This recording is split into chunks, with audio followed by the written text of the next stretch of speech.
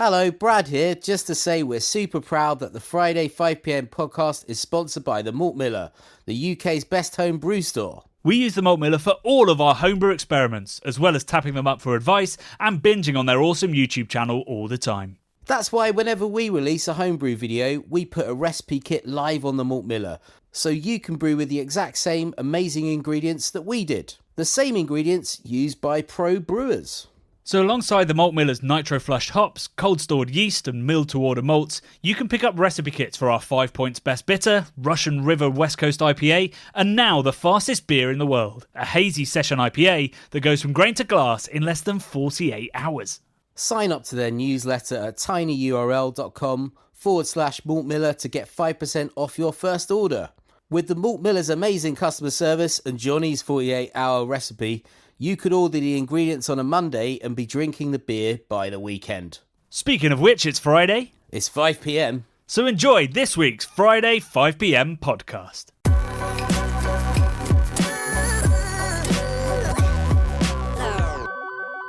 Big Geeks, we're back. Aha! It's felt like a long old time, actually. I've really missed every Wednesday. I get this lovely moment where the video goes live at 4 p.m. and I just sit there for an hour and respond to the comments, post it on different social medias and interact with everybody and feel like I'm not just a lonely guy working from his kitchen at home. I've really missed that the last 3 weeks, in fact. So it's really nice to know that next week we have a video. Brad and I have been hanging out a bit this week and that we're starting to get the wheels back in motion, which, given how much the YouTube algorithm has punished us for being away, can't be a bad thing. Yeah, it's quite brutal, the old YouTubes. But, we had to take a little bit of a break. You were moving house, you had to have a bit of a holiday. I had some projects I did, although we say holiday, I was still taking photos for the book, which... was to the chagrin of my wife, but it was needed, and the photograph deadline is today, and I can tell you, dear listeners, I'm going to miss that deadline too, so nice. Apologies to my editor, but yes, I did have a little bit of rest and relaxation before the big house move, which is nearly finished. Nice. Most importantly, the beer is safely stowed away in the garage, which fucking flooded. Not that safe then, eh? The very first night we moved in. But I put the beer on shelving, so it was only the lawnmower, the tent, and some bikes that got wet. Good job you protected the important stuff, Jonny. Exactly. The electrical equipment and modes of transports are fucked, but at least your beer's nice and dry. Yeah, and also it had the benefit of, it would have electrocuted anybody that tried to steal my beer. Oh, yeah, so, nice. It was a blessing in disguise, the flood. Of course. Great stuff. keeps the bad people out, eh? Exactly, nice. Yeah. And me for a good couple of days while it dried out. So it's been eventful, but I've missed those lovely moments of interacting with everybody online, which is quite an unusual thing to say. Usually Twitter and Facebook and YouTube are quite acerbic and mean, but we have built this lovely little community where I genuinely do miss the comments, particularly the really erroneous weird ones. We have lots of people who I think are trolls, but they come back every week and mix their positivity with glorious negativity, which brings a smile to my face every week. So shout out to those people that think, should I write this? And then still do. What have you been up to, Brad, these last few weeks? Well, I've seen you a few times when we've been to Bristol, we've been to Norfolk, we're heading up to Sheffield in a few days' time. I've been working on my own kind of design projects and kind of running my Airbnb, which I have as well, in Margate. If anyone ever wants to stay, you can find me on @Margate_Airbnb on Instagram. It's early for a plug, Brad. It's early in the episode.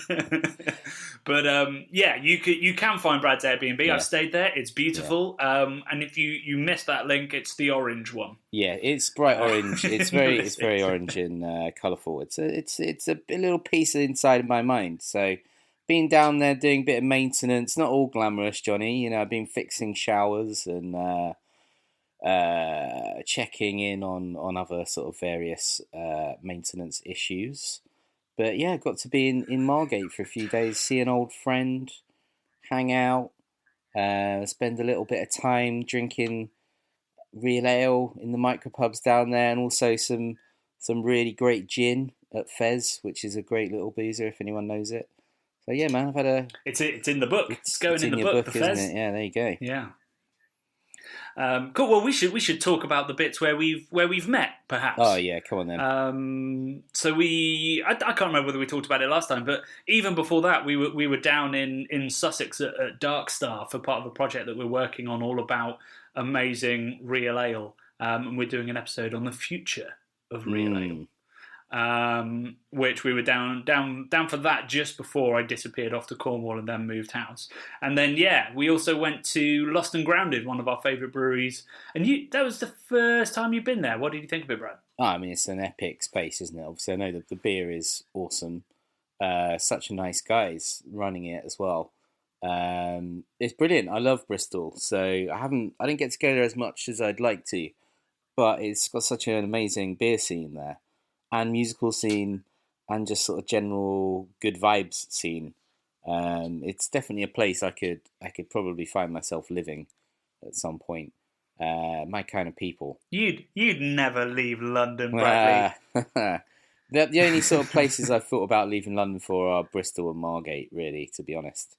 Lots of arty characters, and it sort of seems I like being by water as well. So there's a bit of that with the kind of waterways going through Bristol. Get a bit of that. Yeah, one of the longest waves on Earth, isn't it? The one that goes up the Severn. Yeah, you can surf it for 7 minutes or something crazy. Yeah, it's mad.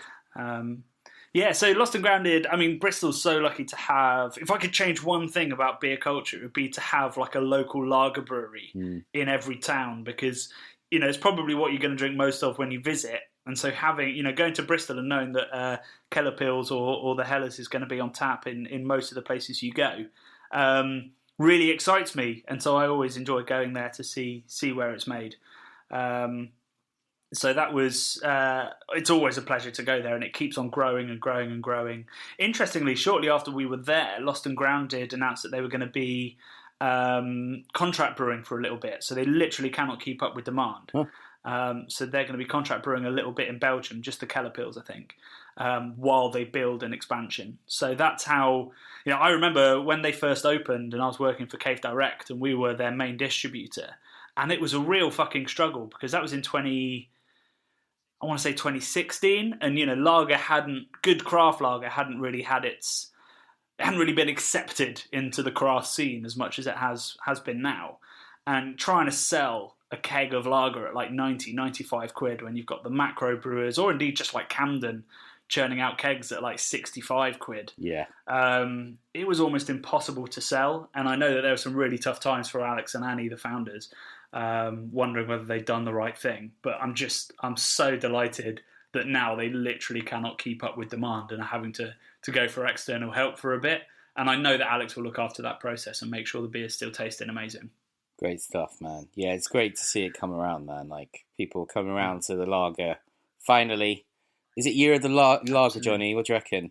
It's never year of the lager, but maybe. Just maybe.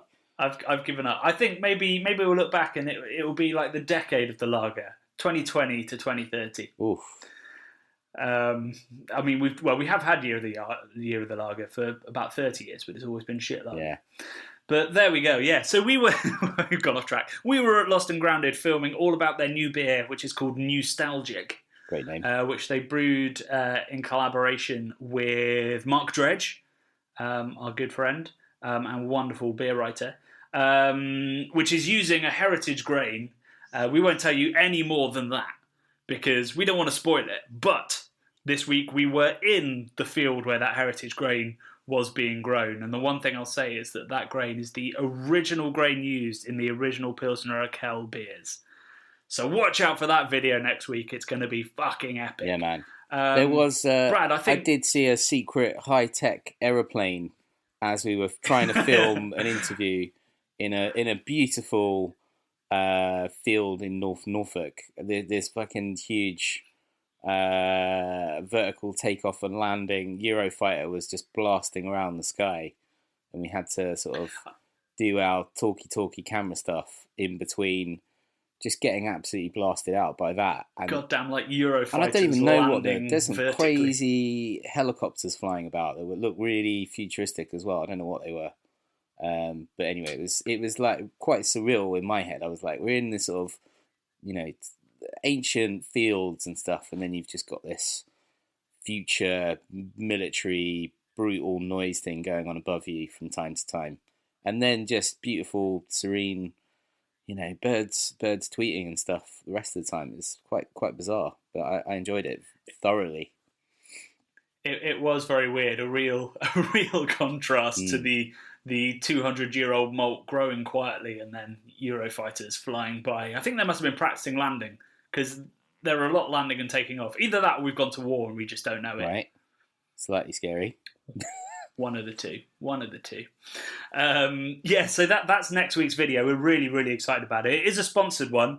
So Crisp have teamed up with us for that. But I promise you, I'm editing it. I've been editing it this morning. And Brad has done some sterling work with the slow-mo camera. Oh, you're loving the slow-mo? So it looks legit. Great. I'm loving the slow-mo this time. Excellent. It's looking amazing. Beautiful. Although we do have 200 gigabytes of slow-mo footage for me to go through. Yeah. So that's been no fun at all. Mate, I'm very sorry. But at least it looks good, eh? That's the lowest bitrate slow-mo we can do as well. We're not even 4K slow-mo yet. Blimey. I'll need a bigger laptop. Yeah, no. In fact, I think eventually, if we keep raising the broadcast quality of what we do, I'm going to have to get a desktop computer, because my laptop feels like it sounds like a Eurofighter when I really get into the editing. Always good. Yeah. Very, very inspiring. Sort of, have your computer sound like it's going to have a meltdown when you start press play on something that you're editing. Great stuff. It's terrifying. I'm worried when you mix it down to when you make the final file, it always sounds like a Eurofighter. So God knows what's going to happen when it's dealing with that level, that many frames. Beautiful. Beautiful. So pray for me. If you hear about a fire somewhere just north of London, oh dear. Think of me. Yes. Pray for me. So we didn't have a video this week. We haven't had a video for 3 weeks. So we can't dive into the comments section to find out what you thought of this week's video. We have, of course, had some choice comments come through over the 3 weeks that we've been away, which I haven't necessarily been responding to. Although every now and then, even on my holiday, one came in that once I saw it, I just you had to. I just couldn't leave it alone. Nice. Yeah. But most of them were questions where if they just watched for another minute longer, they'd have got their answer, which I'd say accounts for about 50% of all comments on YouTube. So no comments to go through this week, but we do have a question, and it's a great question. Yeah, it's a doozy. It's a doozy, and it's one that goes entirely off topic. So Brad is rubbing his hands in excitement. This question comes from Robert Bell. And he says, I'm looking to find new things to watch and listen to, and I wanted to ask what beer blogs, podcasts, and YouTube channels would you two recommend? I enjoy content like the Craft Beer Channel and Bubble, where 2 or more people play off each other and you can tell they're having fun. Do you have favourite beer podcasts and channels, or ones that you think don't get enough attention? And a cheeky bonus question, outside of the world of beer, what shows, podcasts, etc. do you regularly enjoy? I said etc. instead of etc. Don't know why. That's good. Bradley, you're not a voracious consumer of beer stuff, are you? No, I like to keep it quite pure, and for me it's our journey into beer. So I like to keep it a bit foolish. I don't like to read up too much on anything, or it's because I'll do the fucking reading. Stay that well versed with what's happening on in the world of beer. So I spend a lot of my YouTube time watching other non-beer related stuff. Mate, I've got so many shows that I can recommend for various different reasons. My latest discovery this week is called Feeding Stephen, and have you heard about this, Jonny? Feeding Stephen? I don't think so. So Stephen is a seagull, and this is the story of one man's attempt over the UK lockdown to tame a seagull and pat it on the head. So it's like a shit version of My Octopus Teacher. Yeah, which I haven't seen yet, but I know it's supposed to be amazing. But basically, this is a fucking seagull, mate. So they are vicious little bastards, and it's really entertaining. There's like an hour and a half episode where he's put 69 days of feeding Stephen together into an hour and a half episode you can watch, and it's fucking hilarious. Like he's a young kid. I think I don't know where he's from, but you don't really see his face. You just see his hands going out the window, and he's feeding Stephen all these different kinds of food. So he'll buy him like tuna, and he'll call it like this big protein today for you, Stephen, and then Stephen will tell him to shut up, bitch, in like a sort of computer generated female voice, and he's got a computer generated American male voice, and it's just hilarious. He calls Stephen's little feet little pinkers, and says they're so skinny he needs to like fatten them up and bulk them up. So he's giving him loads of protein to try and get his feet like all swole. It's very sort of meme-tastic. So I love that. That's been very entertaining this week. Something I've watched for a long time is the Zach and Jay show. There are these two sort of just really funny guys, a lot like me and you, Johnny, I would say. They're very good friends. They get up to all kinds of exploits, and they film it, and they make really beautifully well-crafted YouTube shows. You know, usually weekly, maybe not weekly these days, but they've done things like they have taken a guy. They sort of mocked fashion, so they've taken their friend called something Bosch, I can't remember his name, who's just a posh kid, and they dress him up in the most outrageous Primark outfit that they can sort of cobble together with all kinds of crazy stuff, and then they send him to London Fashion Week, and they pretend they're like photographing him on the street. They walk up to a load of paps, and then they're photographing him and like saying, Brutus, come over here, like you got to look at the camera, blah blah blah, and they create this hype. And then all of the rest of the photographers are taking photos of him. He gets into a fashion show.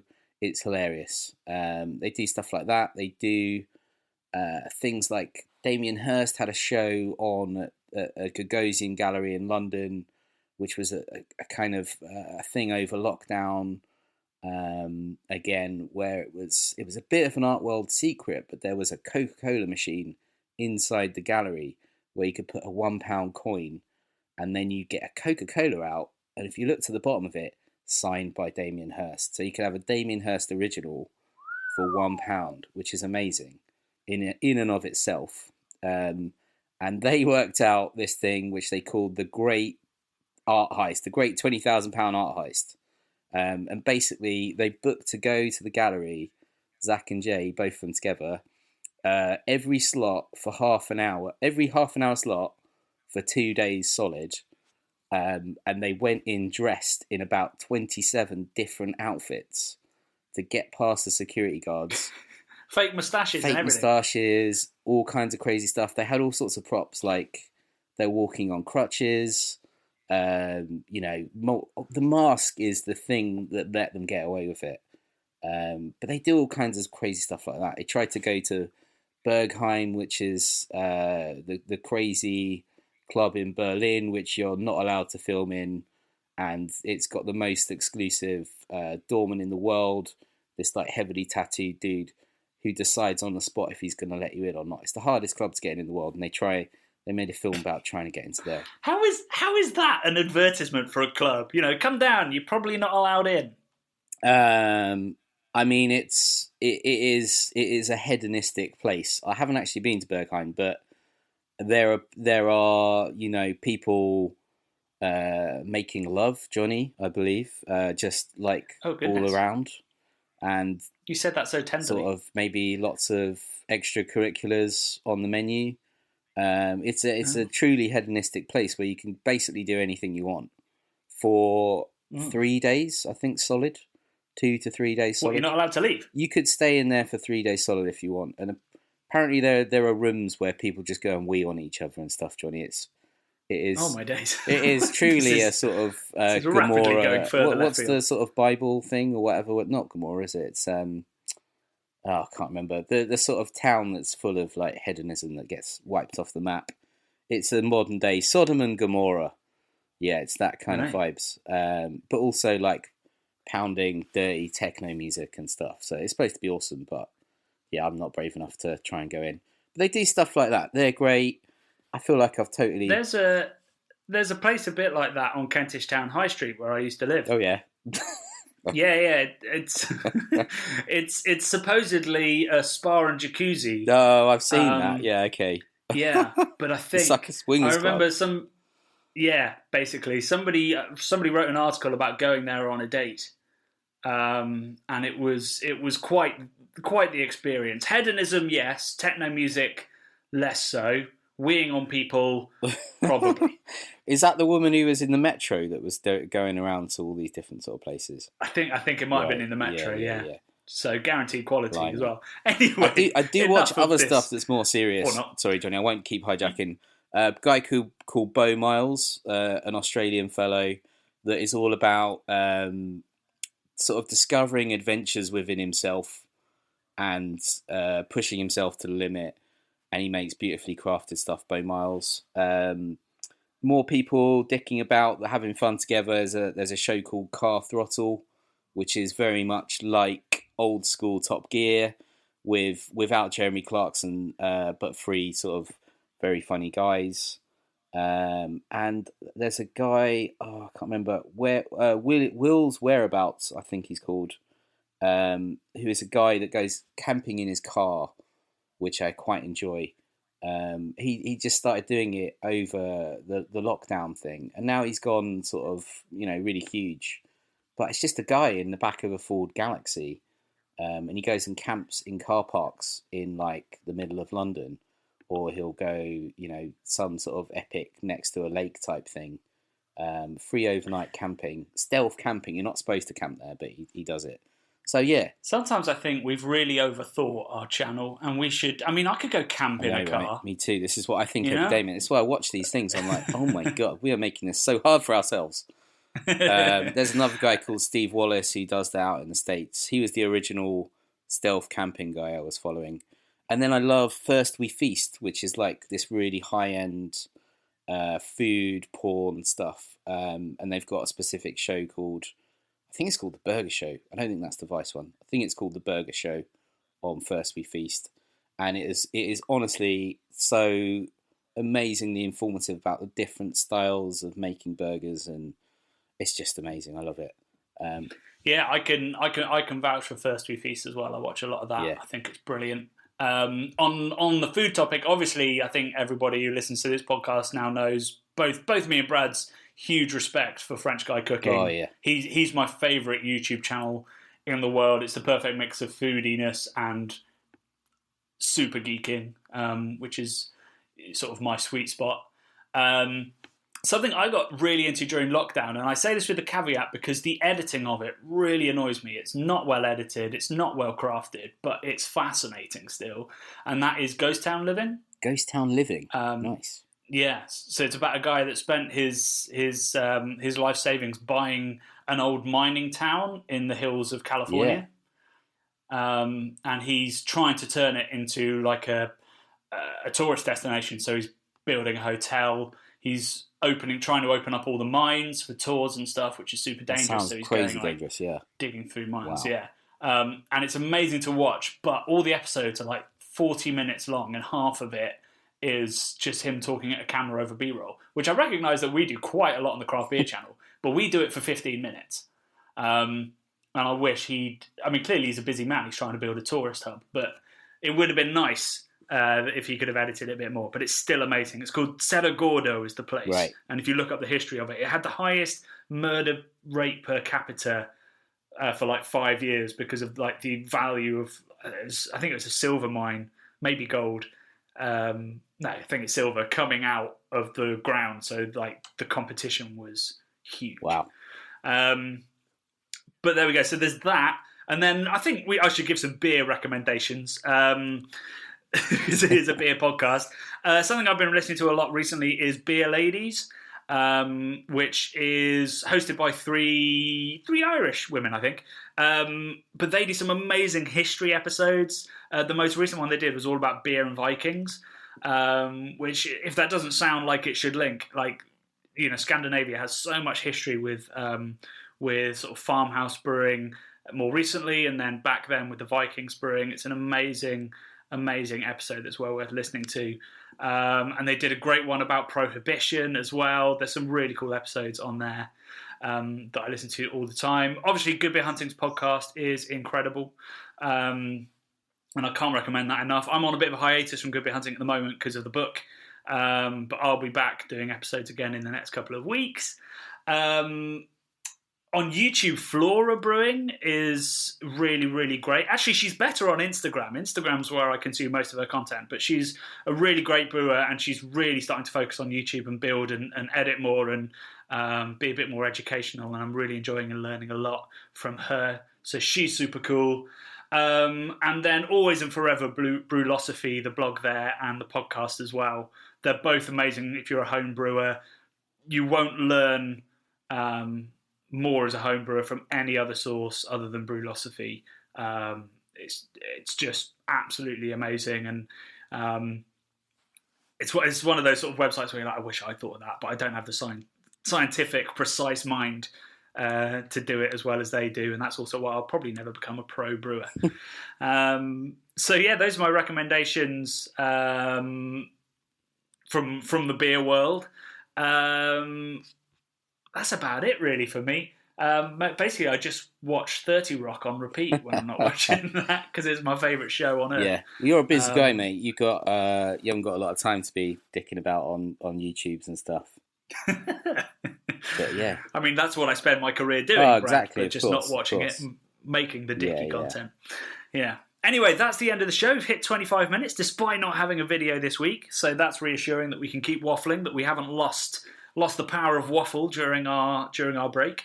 So yeah, we're back on Wednesday with an awesome episode with Chris, all about heritage malts and lager brewing, and then we'll be back to our usual schedule of weekly uploads and Friday 5pms every single Friday. We've also got a podcast coming out on Sunday, so tune in for that. It is with Pillow Heat, who's an amazing collector of old school Vans shoes and clothing, and he has a store on Carnaby Street. So we talk about collecting, about fashion, about obsessions, and about breaking into buildings to steal shoes.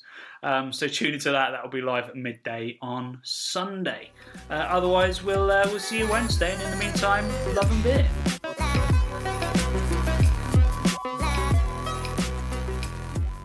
The Bubble and Friday 5pm podcasts are brought to you by the nerds behind YouTube's craft beer channel.